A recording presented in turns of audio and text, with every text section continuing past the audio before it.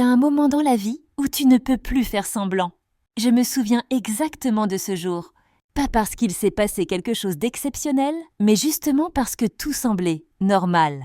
La routine, le calme plat. Et pourtant, à l'intérieur de moi, c'était le chaos. Une fatigue que même le sommeil n'effaçait plus. Un vide que ni les réseaux, ni les sorties, ni les likes ne remplissaient.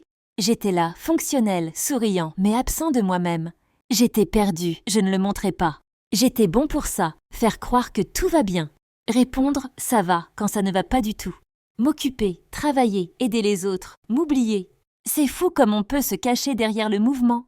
Mais au fond, je savais que je fuyais quelque chose, moi-même.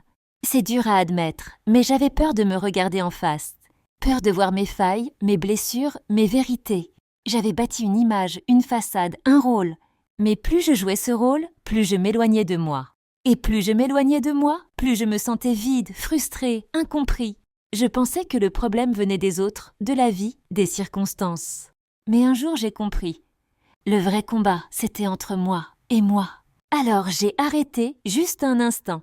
J'ai coupé le bruit, j'ai fermé les écrans.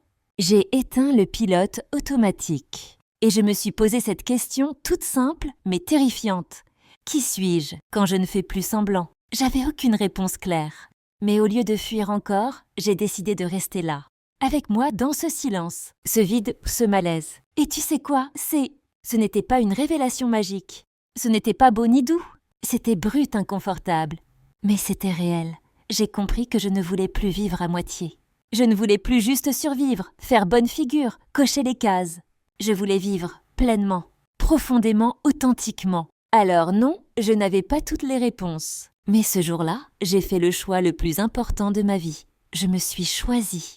Et ce choix-là, même s'il est inconfortable, même s'il me pousse à me confronter à des parts de moi que j'aurais préféré ignorer, il a tout changé. Ce n'est que le début. Mais c'est un vrai début. Si tu t'es déjà senti comme moi, si tu sais ce que c'est que de te fuir, alors reste avec moi. Ce livre, c'est pas juste mon histoire, c'est peut-être aussi la tienne. Chapitre 2. Arrive, et crois-moi, on va creuser encore plus profond.